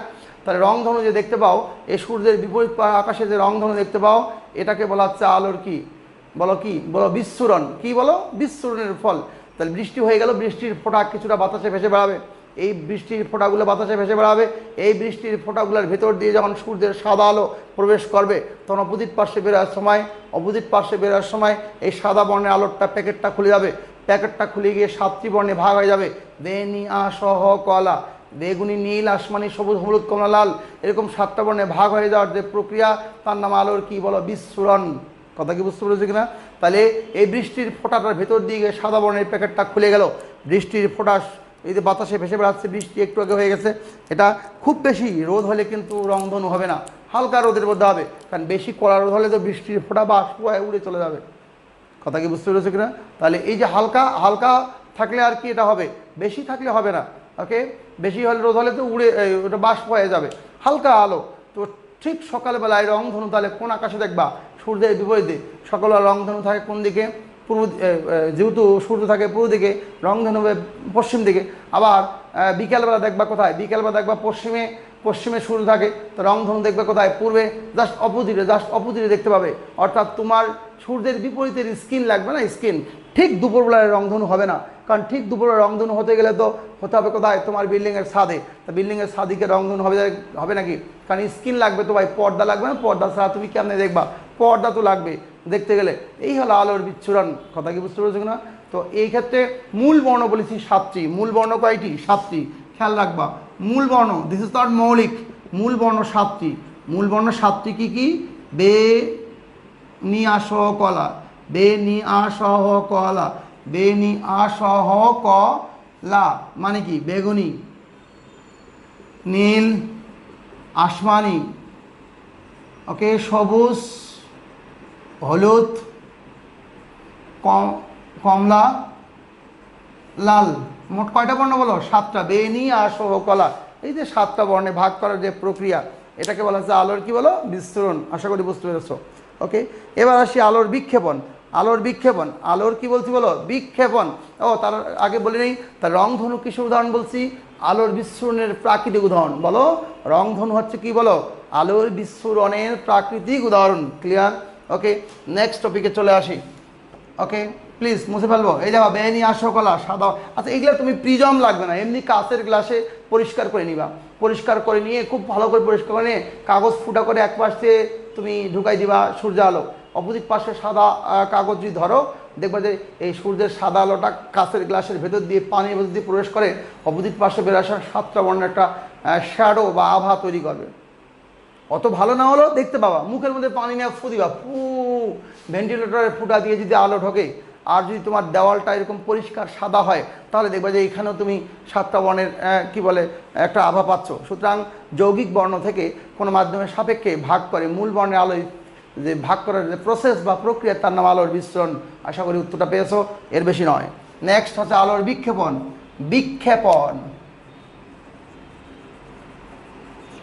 ছবিটা কি ক্লিয়ার তুলে নিছ? বে নিয়ে আসো কলা। ও আচ্ছা, এখানে মূল বর্ণ বলেছি, বাট মৌলিক কয়টি? মৌলিকটা তো বলেই নাই। মৌলিক হচ্ছে 3টি। মৌলিক বর্ণ কয়টি বলো? 3টি। কিন্তু প্রবলেম হচ্ছে বইয়ের মধ্যে কখনো সবুজ নীল লাল বলা হচ্ছে, কখনো বলা হচ্ছে আসল। তাই বলবা সুনীল অথবা আসল, অর্থাৎ সবুজ নীল লাল অথবা আসমানি সবুজ লাল, দুটাই থাকলে সুনীল দিবা। মানে নীল এবং আসমানি নিয়ে একটা প্রবলেম রয়ে গেছে। অথচ অনেকে বলে যে স্যার নীল আর আসমানিতে একই ব্যাপার, তাহলে আবার বেনি আসো কলা কেমনে হইলো? এখানে নীলও আছে আসমানিও আছে। সুতরাং ট্যাক্টফুলি আচরণ করবে। মৌলিক বর্ণ 3টা, কিন্তু কোন 3টা? সুনীল, সুনীল বলবা অথবা আসল। সুনীল মানে সবুজ নীল লাল অথবা আসমানি সবুজ লাল, এই 3টার যে কোনো যেটা পাবে সেটাই রাইট। তবে দুটাই থাকলে এটা দিও, সবুজ নীল লাল। এবার আলোর বিক্ষেপণ পড়বো, আমি কিন্তু বোর্ড ক্লিয়ার করার চেষ্টা করতেছি। এবার আলোর কি বলো? বিক্ষেপণ।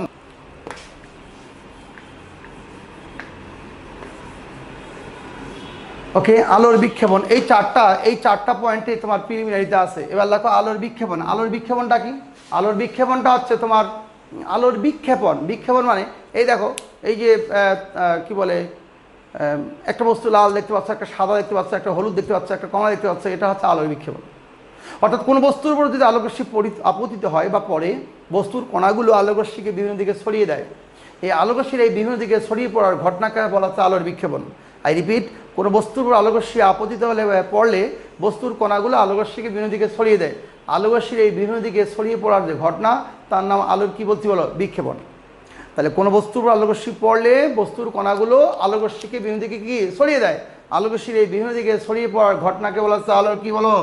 বিক্ষেপণ। বিক্ষেপণ। যেমন বেগুনি বর্ণে আলোর বিক্ষেপণ সবচেয়ে বেশি। বেগুনি বর্ণের আলোর বিক্ষেপণ সবচেয়ে বেশি। তাহলে কোনো বস্তুর উপর আলোকরশ্মি পড়লে বস্তুর কণাগুলো আলোকরশ্মির বিভিন্ন দিকে ছড়িয়ে দেয়। আলোকরশ্মিকে বিভিন্ন দিকে ছড়িয়ে পড়ার ঘটনাকে বলে আলোর বিক্ষেপণ। যেমন বেগুনি বর্ণে আলোর বিক্ষেপণ সবচেয়ে বেশি। বেগুনি বর্ণে আলোর বিক্ষেপণ সবচেয়ে কি বলছি? বেশি। বেগুনি বর্ণে আলোর বিক্ষেপণ সবচেয়ে কি বলো? বেশি। আচ্ছা, বেগুনি বর্ণের তরঙ্গ দৈর্ঘ্য কত? আচ্ছা, কেননা এটাও ব্যাখ্যা দিই। কেননা এর তরঙ্গ দৈর্ঘ্য সবচেয়ে কম। তাহলে যার তরঙ্গ দৈর্ঘ্য কম তার বিক্ষেপণ বেশি, মানে ছড়ায় বেশি। তরঙ্গ দৈর্ঘ্য কি জিনিস? ঢেউ, একটা উঁচু ঢেউ একটা নিচু ঢেউ একসাথে বলে নাম কি? তরঙ্গ দৈর্ঘ্য। এটা আমার সংজ্ঞা, বইয়ের সংজ্ঞা তো কঠিন। একটি পূর্ণ স্পন্দন বা পূর্ণ দোলন সম্পন্ন করতে যে সময় লাগে, সেই সময়ে তরঙ্গ যতটা পথ অতিক্রম করে তার নাম তরঙ্গ দৈর্ঘ্য। বুঝলেন এই কথাটা?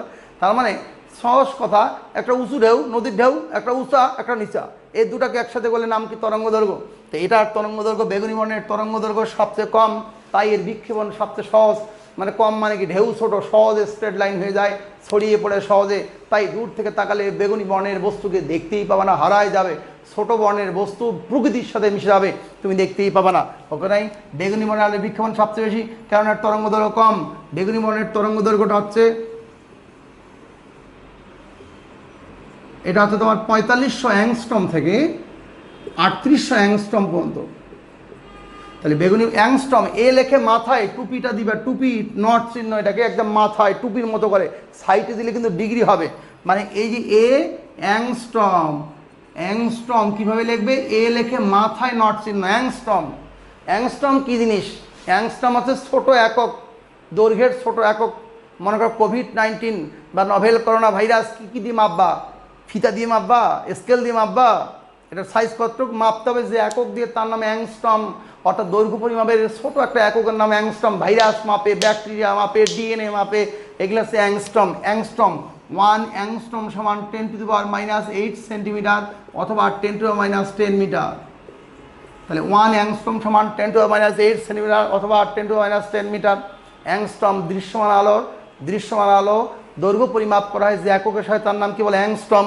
তাহলে 1 অ্যাংস্ট্রম সমান 10⁻⁸ সেন্টিমিটার অথবা 10⁻10 মিটার। আশা করি বুঝতে পেরেছো আমার কথাটা। তা আমি তোমাকে বলেছি যে এই যে এটা হচ্ছে তোমার কি, এটা হচ্ছে কি বলে, মানে রিলেশন, অ্যাংস্ট্রমের সঙ্গে সেন্টিমিটার রিলেশনটা দেখালাম, মিটার রিলেশনটা দেখালাম। আর এমনি এই যে তরঙ্গ দৈর্ঘ্য সবচেয়ে কম কার? তরঙ্গ দৈর্ঘ্য কম বলেছি বেগুনি বর্ণের, তাই এর বিক্ষেপণ সবচেয়ে কি? বেশি। তাহলে অপোজিট কথাটা কি? লাল বর্ণের বিক্ষেপণ সবচেয়ে কম হবে। বিক্ষেপণ সবচেয়ে কম হবে কেন? তরঙ্গ দৈর্ঘ্য আবার সবচেয়ে বেশি। ওকে, তাহলে লাল বর্ণের বিক্ষেপণ বেশি, সরি কম, লাল বর্ণের বিক্ষেপণ সবচেয়ে কম। অপোজিট কথা আর কি, আগেরটা ছিল কি বেশি বেগুনি, এবার কি লাল বর্ণের বিক্ষেপণ সবচেয়ে কম, কেননা তরঙ্গ দৈর্ঘ্য বেশি, লাল বর্ণের তরঙ্গ দৈর্ঘ্য বেশি। এটা হচ্ছে তোমার ৭৮০০ অ্যাংস্ট্রম থেকে ৬৪০০ অ্যাংস্ট্রম পর্যন্ত হতে পারে। তাহলে কোন বর্ণের আলোর তরঙ্গ দৈর্ঘ্য সবচেয়ে বেশি বলো? লাল বর্ণের আলোর তরঙ্গ দৈর্ঘ্য কি সবচেয়ে বেশি, তাই বিক্ষেপণ কম, সহজে ছড়াবে না, ঢেউ ঢেউ, ওকে, বড়, সহজে সোজা হবে না। দেখবে মেয়েরা লাল লিপস্টিক দিচ্ছ তোমরা যারা, কেন লাল লিপস্টিক দিচ্ছ? এই আশায়, কারণ মুখ দেখার আগে ঠোঁট দেখা যাবে, বুঝো না কথা? দূর থেকে তাকালে আগে দেখা যাবে, ঠোঁটটা আগে চোখে পড়বে, এই জন্য লাল লিপস্টিক দিল মেয়েরা, বুঝো না? এই মেয়েদের রহস্য বুঝতে পেরেছো এবার, এই কারণে লাল লিপস্টিক দিয়েছে। দেখবে পুলিশের পোশাক জেব্রা যে ক্রস চিহ্ন থাকে লাল, তো একেবারে লাল দেয় না, লালের সাথে একটু কমলা মিশাই দেয়, কারণ পুরাটাই যদি লাল হয় তা আলো এত বেশি প্রতিফলিত হবে, গাড়ির হেডলাইটের গায়ে মানে আলো ওনার গায়ে প্রতিফলিত হয়, আবার ড্রাইভারের চোখে এসে লাগবে, ড্রাইভারকে দেখতে হবে না, ওই পুলিশের গায়ের উপর উঠাই দিবে, এরকম হতে পারে। এই জন্য ওটা যখন ক্রস চিহ্ন দেয় তখন একটু কমলা মিক্সার করে দেয়। রাস্তার ব্রিজের গোড়ায় লাল রং, ব্রিজের বাঁকে, রাস্তার পিলারের বাঁকে লাল রং করে দেওয়া থাকে, নিশান হিসেবে লাল কাপড়, নিশান হিসেবে কোন কাপড়, এই ট্রেন থামা বা কোনটা দিয়ে, লাল কাপড় দিয়ে, বুঝো নাই? তা লাল বর্ণ, লাল বর্ণের তরঙ্গ দৈর্ঘ্য বড়, তাই সহজে ছড়ায় না, এক জায়গায় জমায়ে থাকে, দূর থেকে তাকালে এই লাল বর্ণকে দেখা যাবে। আশা করি বুঝতে পেরেছো কিনা, কথা কি ক্লিয়ার? লাল বর্ণের তরঙ্গ দৈর্ঘ্য বড়, তাই বিক্ষেপণ কম, বিক্ষেপণ কম, বিক্ষেপণ কম। পরীক্ষায় প্রশ্ন আসবে সমুদ্রের বর্ণ, সমুদ্রের বর্ণ নীল কেন, সমুদ্র নীল কেন, আকাশ নীল কেন, এই সূর্যাস্তের সময় সূর্য লাল কেন, সূর্যোদয়ের সময় সূর্য লাল কেন, এরকম কালার নিয়ে কোনো কোশ্চেন পরীক্ষায় থাকলে তার উত্তর একটাই দিবা, বিক্ষেপণ, বিক্ষেপণ, বিক্ষেপণ, বিক্ষেপণ। মনে থাকবে কিনা? 4টা বাক্য মনে রাখলেই আলোর বিক্ষেপণ, প্রতিসরণ, প্রতিসরণ আর বিচ্ছুরণের ব্যাপার ক্লিয়ার হয়ে যায়। একটা হচ্ছে কোনো বস্তুকে আকারে বড় ছোট, টেরা বাঁকা, আঁকা বাঁকা, উঁচু নিচু। আমি বলছি আবার কোনো বস্তুকে, 1 নম্বর বাক্য 4টা পয়েন্ট মনে রাখবা, ওকে? এই আলোর সংবিধান 4টি বাক্য মনে রাখবা।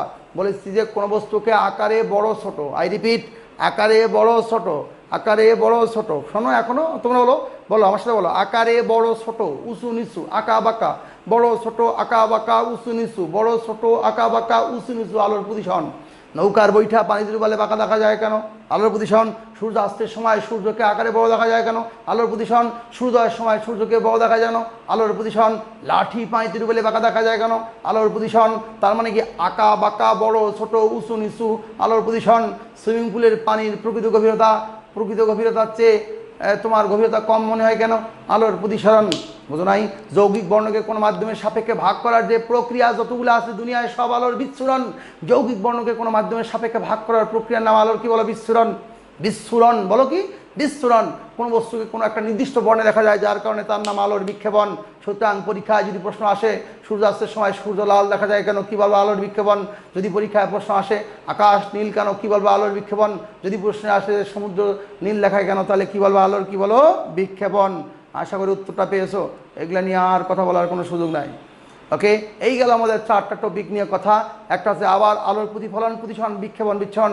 ইন ব্রিফ বলে দেই, ইন ব্রিফ 4টা টপিক প্রিলিমিনারিতে আছে। আলোকীয় ঘটনা 4টা। আলোর প্রতিফলন হচ্ছে আলোকে এসে কোনো অস্বচ্ছ প্রতিফলক পৃষ্ঠে বাধা পেয়ে ফিরে গেল বা দিক পরিবর্তন করলো। আলোক সে ফিরে দেওয়া, যে পথে আসছে বাধা পেয়ে ওই একই দিকে চলে গেছে, এই পাশে বাধা পেয়ে আবার এই পাশেই ফিরে চলে আসছে, তার নাম আলোর কি প্রতিফলন। আর প্রতিসরণের ক্ষেত্রে বাধা পাবে ঠিক, কিন্তু এটা স্বচ্ছ মাধ্যম থাকার কারণে ভেদ করে ভেতরে চলে যাবে। এই ভেদ করে চলে যাওয়াটা হচ্ছে আলোর কি বলো? প্রতিসরণ। প্রতিসরণ সেক্ষেত্রে হালকা থেকে ঘনর দিকে হতে পারে বা ঘন থেকে হালকার দিকে হতে পারে। দুইটার ব্যাখ্যা দুই রকম, উল্টা। এমত অবস্থায় আমি তোমাকে বলছি আলোর পূর্ণ অভ্যন্তরীণ প্রতিফলন উৎকৃষ্ট উদাহরণ কি? মরীচিকা। মরীচিকা বলো কি? মরীচিকা। আপতন কোণের যে মানের জন্য প্রতিসরণ কোণে মান 90 ডিগ্রি হয়, আপতন কোণের সেই মানকে বলা হয় সংকট কোণ বা ক্রান্তিকোণ। যেমন হীরকের সংকট কোণ 24 ডিগ্রি। আমি বলেছি কোনো যৌগিক বর্ণকে কোনো মাধ্যমের সাপেক্ষে ভাগ করার যে প্রক্রিয়া বা প্রসেস, তার নাম কি? আলোর কি? বিচ্ছুরণ। আলোর কি বলো? বিচ্ছুরণ। কোনো বস্তুকে কোনো একটা বর্ণে দেখা যায় যে কারণে তার নাম আলোর কি বলো? বিক্ষেপণ। কি বলো? বিক্ষেপণ। আশা করি বুঝতে পেরেছো, ওকে? ক্লিয়ার? জিনিসটা লিখে নাও, তাড়াতাড়ি লিখে নাও, ওকে? ঠিক আছে, আমরা চলে যাই নেক্সট কথায়। নেক্সট আমাদের এখানে এখন মুখস্থ টপিক কিছু আছে, সেগুলো একটু দেখবো। আলোর প্রকৃতি পড়ে নিবা, ধর্ম পড়ে নিবা, ওকে? আচ্ছা, এখানে দর্পণ নিয়ে একটু কথা বলতে হবে। গামা রশ্মি, এক্স রে, চোখের ত্রুটি, আলোক যন্ত্র, ওকে সহজ, এগুলো নিয়ে একটু কথা বললেই মোটামুটি শেষ। একটু খেয়াল করো, ওকে একটু খেয়াল করো। আমরা বলছি আলো, আলো আমাদের চোখে যে কীভাবে আসে এটা ব্যাখ্যা করার জন্য বিজ্ঞানীগণ যাবৎকালে 4টি থিওরি দিয়েছেন। ওকে, এটা লেখা শেষ। ওকে, আলো আমাদের চোখে কীভাবে আসে ব্যাখ্যা করার জন্য বিজ্ঞানীগণ 4টি তত্ত্ব দিয়েছেন। এই 4টি তত্ত্বকে নাম্বার 1, আলো কীভাবে আসে তা ব্যাখ্যা করার জন্য বিজ্ঞানীগণ 4টি তত্ত্ব দিয়েছেন। নাম্বার 1, এটা হচ্ছে তোমার কণা তত্ত্ব। আলো যে আমাদের চোখে আসে, আমাদের চোখে তো আলো নেই, বস্তু থেকে আসে, কীভাবে আসে এটা ব্যাখ্যা করার জন্য বিজ্ঞানীগণ 4টি থিওরি দিয়েছেন। নাম্বার 1 হচ্ছে কণা তত্ত্ব, নাম্বার 2 তরঙ্গ তত্ত্ব, নাম্বার 3 তাড়িৎচুম্বক তত্ত্ব, নাম্বার 4 কণা তত্ত্ব, তরঙ্গ তত্ত্ব, তাড়িৎচুম্বক তত্ত্ব, আরেকটা হচ্ছে তোমার কোয়ান্টাম তত্ত্ব।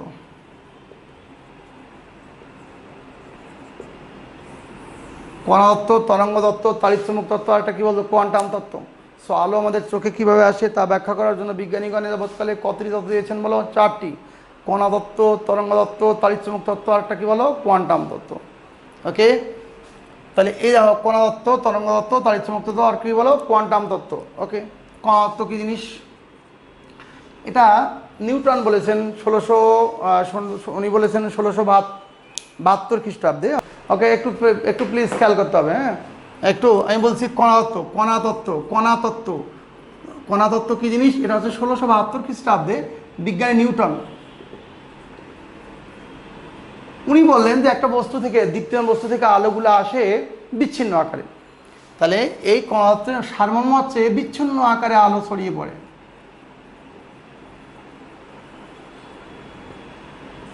তার মানে বলছি 1672 খ্রিস্টাব্দে নিউটন কণা তত্ত্ব ব্যাখ্যা দিয়েছেন। উনি বলছেন যে বিচ্ছিন্ন আকারে আলো ছড়িয়ে পড়ে। কী আকারে ছড়িয়ে পড়ে বলো? বিচ্ছিন্ন আকারে আলো ছড়িয়ে পড়ে। এটা কে বলেছে বলো? নিউটন। বিচ্ছিন্ন আকারে। তা বলছি কিভাবে আলো আসে? বিচ্ছিন্ন আকারে। কী আকারে বলছি? বিচ্ছিন্ন আকারে। ওকে, এবার হাইগেন এসে বললো যে না, উনি মাত্র 6 বছর পরেই 1678 খ্রিস্টাব্দে বিজ্ঞানী হাইগেন উনি বললেন যে না, এটা বিচ্ছিন্ন আকারে না, এটা ইথারের সাহায্যে আসে। ইথার কার সাহায্যে আসে বলতে বলো? ইথারের সাহায্যে। ইথার, রস্বই থ আকার ইথারের সাহায্যে। এটা একটা দীপ্তিমান বস্তু থেকে আলোর কণাগুলো ইথারের সাহায্যে আসে। এটা একটা কাল্পনিক মাধ্যম, যদিও পরবর্তীকালে বলা হয় যে ইথার বলে কিছু নাই। উনি বললেন, হাইগেন বললেন 1678 খ্রিস্টাব্দে ইথারের সাহায্যে তরঙ্গ আকারে। আর এই যে তাড়িৎচুম্বক তত্ত্বে উনি বললেন, তাড়িৎচুম্বক তত্ত্ব ওনার নাম হচ্ছে, ইনি 1864 খ্রিস্টাব্দে বললেন, এনার নাম হচ্ছে ম্যাক্সওয়েল। 1864 খ্রিস্টাব্দে ওনার নাম হচ্ছে ম্যাক্সওয়েল। কি বলছি বলো? ম্যাক্সওয়েল। 1864 খ্রিস্টাব্দে ম্যাক্সওয়েল তাড়িৎচুম্বক তত্ত্বের ব্যাখ্যা দেন এবং উনি বলছেন যে ভাই, আলোর নিজস্ব একটা বেগ আছে, আলোর নিজস্ব বেগে ম্যাক্সওয়েল আলোর নিজস্ব বেগে কোনো ইথার লাগবে না, ইথারের কোনো অস্তিত্ব নাই, বরং পৃথিবীতে বেশিরভাগ তরঙ্গ মানে 6টা গতিশীল যে তরঙ্গ আছে তারা আলোর বেগে চলে, যেমন গামারশ্মি, এক্স রে, ইউভি রে, হ্যাঁ, তারপরে ইনফ্রারেড রে, জেনারেল লাইট, বেতার তরঙ্গ বা রেডিও ওয়েভ, এগুলো আলোর বেগে চলে। সো বলছে আলো কোনো ধার করা বেগ নিয়ে চলে না, অর্থাৎ পৃথিবীতে কিছু তরঙ্গ আছে আলোর বেগেই চলে। সুতরাং আলোর নিজস্ব বেগটা কত? 3 × 10⁸ মিটার পার সেকেন্ড। এই আলোর নিজস্ব বেগে আলো এক স্থান থেকে অন্য স্থানে যায়, তা আলোর নিজস্ব বেগে আলো চলে। এটা বলেছেন কে? ম্যাক্সওয়েল। কে বলেছেন? ম্যাক্সওয়েল। আর 1900 খ্রিস্টাব্দে এনার নাম হচ্ছে ম্যাক্স প্লাং। 1900 খ্রিস্টাব্দে ম্যাক্স প্লাং কোয়ান্টাম তত্ত্ব দিলেন। কোয়ান্টাম তত্ত্ব দিয়েছেন কে? Max Planck. কোয়ান্টাম তত্ত্বের প্রবর্তক কে বলেছি বলো? Max Planck. কি বলছি বলো? Max Planck. এই ম্যাক্স প্লাং কোয়ান্টাম তত্ত্ব দিলেন। এই ম্যাক্স প্লাংকের কোয়ান্টাম তত্ত্ব অনুসারে উনি বললেন, ম্যাক্স প্লাং 1900 খ্রিস্টাব্দে উনি বললেন যে এটা কি বলে, কি আকারে যাবে? ম্যাক্স প্লাংকের কোয়ান্টাম তত্ত্ব অনুসারে উনি বললেন যে এটা কি বলে, তোমরা যেটা বলছো আলোর বেগ ঠিক আছে, কিন্তু এটাকে প্যাকেট আকারে যাবে, একটি ক্ষুদ্র শক্তি প্যাকেট আকারে। আমি আবারও বলতেছি সাইডটায় সাজিয়ে, তাহলে মনে থাকবে, একটি ক্ষুদ্র শক্তি প্যাকেট, এনার্জি প্যাকেট, একটি ক্ষুদ্র শক্তি প্যাকেট আকারে, যাবে। তা আমি আবারও বলি, বস্তু থেকে আলো আমাদের চোখে আসে তা ব্যাখ্যা করার জন্য বিজ্ঞানীগণ এদাবৎকালে 4টি থিওরি দিয়েছেন। কয়টি তত্ত্ব দিয়েছেন? 4টি। একটা হচ্ছে তোমার কণাতত্ত্ব, একটা তরঙ্গ তত্ত্ব, তাড়িৎ-চুম্বক তত্ত্ব, কোয়ান্টাম তত্ত্ব। 1672 সালে বিজ্ঞানী নিউটন বললেন যে দীপ্তিমান বস্তু থেকে আলোর কণাগুলো বিচ্ছিন্ন আকারে আসে। হাইগেন বললো যে না না না, বিচ্ছিন্ন আকারে আসে না, ইথারের সাথে তরঙ্গ আকারে। ওই ইথারটা কি? এটা কাল্পনিক মাধ্যম। মনে করো তোমার বাসার থেকে তুমি এখানে আসছো, আমি আমার বাসার থেকে এখানে আসছি, একটা মাধ্যম ছিল, হয়তো রিক্সা ছিল, বাস ছিল, সিএনজি ছিল, গাড়ি ছিল, কিছু একটা তো ছিল। তো এই যে মাধ্যম ছিল, এই মাধ্যমটাকে বলা হচ্ছে ওইরকম একটা কাল্পনিক মাধ্যম, নাম কি? ইথার। ইথারের সাহায্যে আসছে, ইথারের সাহায্যে আসছে। আবার এটা চলে গেছে, এটা ইথারের সাহায্যে আসলো, ইথারের সাহায্যে আসছে, আবার ইথারের সাহায্যে যায়, এরকম। কিন্তু পরবর্তীকালে প্রমাণিত ইথার বলে কিচ্ছু নাই। ম্যাক্সওয়েল এসে বললো ভাই আলোর নিজস্ব একটা বেগ আছে, 3 × 10⁸ মিটার পার সেকেন্ড। আলো তার নিজস্ব বেগে এক স্থান থেকে অন্য স্থানে যায়, কোনো ধার করা বেগ টেগের প্রয়োজন নেই। এটাকে বলা হচ্ছে কি? তোমার তাড়িৎ-চুম্বক তত্ত্ব। আলো নিজস্ব বেগ 3 × 10⁸ মিটার পার সেকেন্ড। ওকে, এটা হচ্ছে আলো নিজস্ব বেগ। ম্যাক্স প্লাঙ্ক বললো আলোর বেগ ঠিক আছে, তরঙ্গ আকারে ওটাও ঠিক আছে, তবে ভাই আরেকটা বিষয় উল্লেখ করো, এটা একটা প্যাকেট আকারে যায়, প্যাকেট আকারে যায়। কয় কীভাবে প্রমাণ দাও? কই যে রংধনু, দেখো না রংধনু, সাদা বর্ণের একটা প্যাকেট, প্যাকেট খুলে গেলে 7টা বর্ণ দেখতে পাও, বে নিয়ে আসো কলা। তার মানে কি এটা একটা প্যাকেট আকারে যায়। সুতরাং আলোর এই যে তত্ত্ব আছে, আলোর যে তত্ত্ব সেটা 4টা। তাহলে পরীক্ষায় যদি কণাতত্ত্বের প্রবর্তককে নিউটন, তরঙ্গ তত্ত্বের প্রবর্তককে হাইগেন, তাড়িৎ-চুম্বক তত্ত্বের প্রবর্তককে ম্যাক্সওয়েল, কোয়ান্টাম তত্ত্বটা বেশি আছে পরীক্ষার, নাম কি? Max Planck. Max Planck. এই গেল আমাদের আলোক তত্ত্বের ব্যাখ্যা। ওকে, আর এগুলা তোমরা একটু পড়ে নিও। দর্পণ মানে কি? দর্পণ তো আয়না, আয়না, হ্যাঁ, সমতল দর্পণ, অবতল দর্পণ। ওকে, সমতল দর্পণ, অবতল দর্পণ, এগুলো পড়ে নিও। এগুলো নিজে বৈশিষ্ট্য। তোমাদের এখানে যে লেকচার প্ল্যান শিট তোমাদেরকে দেওয়া হচ্ছে সেটার মধ্যে ডিটেলস দেওয়া আছে, এটা তোমরা পড়ে নিবা। এক্স রশ্মি, গামা রশ্মি। এক্স রশ্মি, গামা রশ্মি একটা তেজস্ক্র রশ্মি, অর্থাৎ পৃথিবীতে তেজস্ক্র রশ্মি 3টা, আলফা, বিটা, গামা। এর মধ্যে সবচেয়ে ক্ষতিকর রশ্মির নাম গামা রশ্মি। এটা তেজস্ক্র রশ্মি। তাই তেজস্ক্র রশ্মি কয়টা? 3টা, আলফা, বিটা, গামা। গামার চার্জ নিরপেক্ষ। ওকে, চার্জ কি? নিরপেক্ষ। This is not positive or negative. X রশ্মি তেজস্ক্র রশ্মি নয়, তবে এটা রশ্মির উপকারী দিক আছে। এক্স রশ্মির ভেদন ক্ষমতা আছে, গামারও ভেদন ক্ষমতা আছে। তো গামা রশ্মির ভেদন ক্ষমতা আর চেয়ে এক্স রশ্মির ভেদন ক্ষমতা কম। এটা ফটোগ্রাফির ওপর প্লেটের প্রতিক্রিয়া সৃষ্টি করে। কোনটা? X ray. আর গামা রশ্মি কিন্তু প্রতিক্রিয়া সৃষ্টি করে না, ভেদ করে চলে যাবে। তার মানে ভেদন ক্ষমতা বেশি কার? নিশ্চয় গামার। পরীক্ষায় যদি আসে ভুল করো না, অনেক বইয়ের মধ্যে আছে এক্স রের কথা। নো, ওকে, এগুলো মাথায় রাখবা। আর এক্স রেও চার্জ নিরপেক্ষ। এক্স রে কি বলো? চার্জ নিরপেক্ষ। এগুলো ব্যবহার তোমরা জানো, চিকিৎসা বিজ্ঞানের ব্যবহার আছে, গোয়েন্দা বিভাগের ব্যবহার আছে এক্স রে। এগুলো থিওরিটিক্যাল কথা তোমরা পড়ে নিবা। ওকে, চোখের ত্রুটি প্রধানত 2 প্রকার। একটু দেখো, প্রধানত 2 প্রকার। একটা হচ্ছে তোমার মায়োপিয়া, একটা হচ্ছে তোমার কি হাইপারমেট্রোপিয়া। এটা একটু দেখাই। ওকে, চোখের ত্রুটি প্রধানত কয় প্রকার বলছি? 2 প্রকার। একটা হচ্ছে মায়োপিয়া, হাইপারমেট্রোপিয়া, বাংলায় বলে ক্ষীণদৃষ্টি আর দূরদৃষ্টি। ওকে, একটু খেয়াল করো। প্রধানত, সাধারণত 4 প্রকার হলো, প্রধানত 2 প্রকার। কিভাবে হয় একটু দেখো, একটু দেখো প্লিজ। মনে করো তুমি একজন, তোমার নাম হচ্ছে সকিনা। সকিনার প্রবলেম এ নাকি বি? B problem.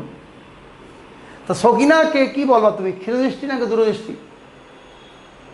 মনে রাখবা ত্রুটির নামকরণ করা হয়েছে ভালো দিক দিয়ে। অর্থাৎ সকিনা হচ্ছে তোমার ক্ষীণদৃষ্টি সম্পন্ন ব্যক্তি। মানে ইংলিশে বললে বলো মায়োপিয়া।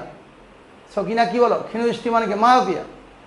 সকিনা কি বলো? ক্ষীণদৃষ্টি সম্পন্ন ব্যক্তি, মায়োপিয়া। আচ্ছা, এরপরে মফিজের সমস্যা এ দেখতে পায় না, বি দেখতে পায়। তাহলে মফিজেরটার নাম কি? দূরদৃষ্টি, হাইপারমেট্রোপিয়া। এখানে ভুলটা করো, মনে রাখতে হবে ত্রুটির নামকরণ করা হয়েছে ভালো দিক দিয়ে। তার মানে তোমরা স্টুডেন্টদের ক্ষেত্রে সবারই হচ্ছে মায়োপিয়া, বেশিরভাগ, 2-1 রেয়ার কারো আসো যে হয়তো হাইপারমেট্রোপিয়া বা দূরদৃষ্টি। মফিজের কাছাকাছি যখন এই সকিনা আসে, দুজনে বিয়ে করেছে, মফিজের কাছে সকিনা আসলেই মফিজকে বলে এই দূরে গিয়ে দাঁড়া, এই দূরে গিয়ে দাঁড়া। কারণ কাছে দেখলে তো দেখবে না কে সকিনা আর কে জরিনা। কারণ মফিজ সবাই দূরে দেখে, মফিজ কোথায় দেখে? দূরে দেখে। মফিজ দূরে দেখে, তাই সে তো আর বুঝবে না। এই জন্যই সমস্যা। মফিজ দূরেই দেখতে পায়। মফিজ কি? দূরে দেখতে পায়। তো মফিজ দূরে দেখতে পায়, মফিজ তো কাছে দেখতে পায় না। তো এখন মনের দুঃখে মফিজকে সকিনা চশমা কিনে দিয়েছে। সেই চশমার নাম হচ্ছে উত্তর লেন্স। কোন লেন্স বলো? উত্তর লেন্স। এই উত্তর লেন্স করবে কি? এবার সকিনা কাছেই থাকবে, সেখান থেকে দূরে নিয়ে যাবে চশমার সাহায্যে। অর্থাৎ আগে যে বস্তুটাকে কাছে নিয়ে আসা বা দূরে সরানোর কাজ করতে হয়তো, অনেকে আছে না বয়স হলে এমনি করে পড়ে, বই এমনি করে পড়ে, মানে ওনার সমস্যাকে উনি দূরদৃষ্টি, হাইপারমেট্রোপিয়া, কাছে দেখতে পায় না। তো সকিনাকে আগে দূরে সরতে হইতো, এবার সকিনাকে দূরে সরতে হবে না, সকিনা কাছেই থাকবে, সেখান থেকে একটা প্রতিবিম্ব তৈরি করে নিয়ে যাবে দূরে, যাতে মফিজ দেখতে পারে। এইভাবে চশমা আমাদেরকে হেল্প করে। চশমা ছাড়া যে রেঞ্জে তুমি দেখতে পাও সেই রেঞ্জে প্রতিবিম্ব নিয়ে গিয়ে তোমাকে দেখতে সহায়তা করে। অপোজিট কথা, সকিনার সমস্যা, সকিনা খালি কাছে দেখতে পায়, দূরে দেখতে পায় না। ওর জামাই মফিজকে খালি কাছাকাছি রাখতে চায়, কিন্তু ভাই জামাইয়ের তো খালি বউয়ের সবাই না, আরও অনেক কাজ আছে। তখন ওর সকিনাকে জামাই চশমাকে দিয়ে, সেই চশমার নাম অবতল লেন্স। অবতল লেন্স অর্থাৎ এটা হচ্ছে কি মাইনাস, আর উত্তল লেন্স কি বলো প্লাস। ওকে, এবার করবে কি, এবার সে দূরে থাকলেও কাছে আসবে ছবি। অর্থাৎ আমি বলতে চাচ্ছি, তোমার চোখের ভালো দিকটা দিয়ে তোমার ত্রুটির নামকরণ করা হয়েছে। তুমি হচ্ছ ক্ষীণদৃষ্টি সম্পন্ন ব্যক্তি অথবা দূরদৃষ্টি সম্পন্ন ব্যক্তি। তোমার ত্রুটি প্রবলেম সলভ করতে গেলে ওই যদি চশমা ছাড়া দেখতে চাও, তাহলে এরকম করে কাছে নিয়ে আসতে হয় বা দূরে নিয়ে আসতে হয় বস্তুটাকে। এই কাছে নিয়ে আসা বা দূরে নেওয়ার কাজটাকে করে চশমা। ফলে দূরের বস্তু দূরেই দেখতে পাবা, কাছের বস্তু কাছেই দেখতে পাবা। এক্ষেত্রে দূরদৃষ্টির প্রবলেম সলভ করা হয় যে লেন্স, তার নাম উত্তল লেন্স। কোন লেন্স বলো? উত্তল। দূরদৃষ্টির প্রবলেম উত্তল লেন্স। আর অবতল লেন্স মানে মাইনাস, উত্তল মানে কি প্লাস। অবতল লেন্স হচ্ছে ক্ষীণদৃষ্টির প্রবলেম সলভ করা। দূরেও দেখতে পায় না, কাছেও দেখতে পায় না, এরকম কিছু লোকও আছে দেখবা। সেক্ষেত্রে চশমার একই চশমার নিচের দিকে এক লেন্স লাগাইছে, উপরের দিকে আরেক লেন্স। নিচের দিকে লেন্স নাম হচ্ছে উত্তল, উপরের দিকে লেন্সের নাম কি অবতল। তাহলে উত্তল অবতল এমনি করে দেখে, নিচেরটা দেখে নিচ দিয়ে, চশমার উপরটা উপর দিয়ে দেখে। এই ধরনের প্রবলেম হতে পারে 40-এর পর, তখন তাকে বলে চালসে ত্রুটি। আর বয়স হয়ে গেলে মানুষ সকালে কি দেখছে দুপুরে ভুলে গেছে, দুপুরে কি দেখছে রাত্রে ভুলে গেছে, এই ধরনের ত্রুটিকে বলা হয় বার্ধক্যজনিত ত্রুটি। বুঝো নাই?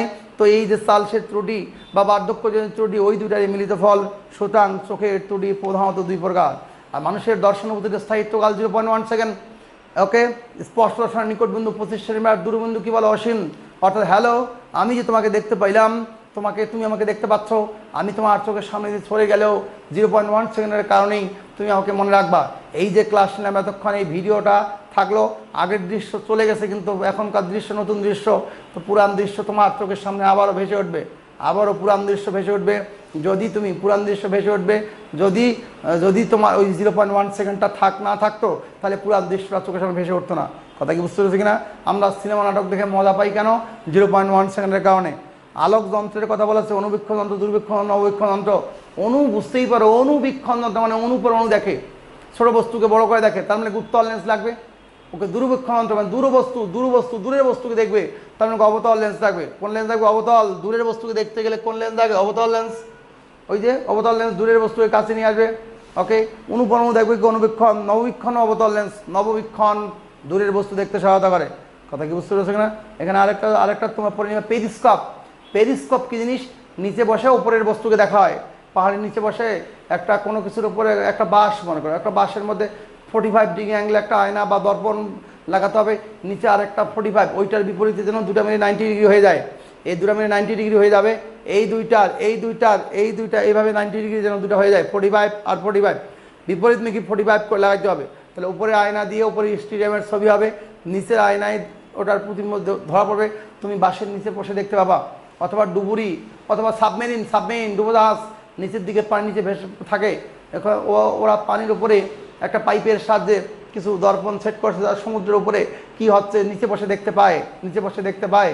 এইভাবে এই সাবমেরিনের মধ্যে নিচে বসে ওরা সমুদ্রের পরিপৃষ্ঠ দেখতে পায় পেরিস্কোপের সাহায্যে। পেরিস্কোপ আমার পেরিস্কোপ কি জিনিস? যে যন্ত্রের সাহায্যে নিচু জায়গায় বসে উপরের স্থানের দৃশ্য পর্যবেক্ষণ করা যায়, তার নাম পেরিস্কোপ। এই হলো একটা না আলোর গল্প। তোমাদের সাথে আবার দেখা হবে। এটা লেকচার 8 গেল, লেকচার 9-এ আবার দেখা হবে। আজকের মতো এখানেই। ভিডিওটা অবশ্যই 2-3 বার শুনবা। তাই আজকের মতন এই ক্লাস থেকে বিদায় নিচ্ছি। লেকচার 9-এ দেখা হবে আবার। প্রত্যেকে ভালো থাকে, প্রত্যেকের সুস্বাস্থ্য কামনা করি। লেকচারটা মিনিমাম 3 বার শুনবা, মিনিমাম 3 বার শুনবে, এটা আমার রিকোয়েস্ট। মিনিমাম 3 বার শুনবে, বারবার শুনবে। বিশেষ করে চিত্রগুলো একটু মনোযোগ দিয়ে দেখবে। প্রত্যেকে ভালো থাকো, প্রত্যেকের শুভকামনা। আসসালামু আলাইকুম রহমতুল্লাহি ওয়া বারাকাতুহু।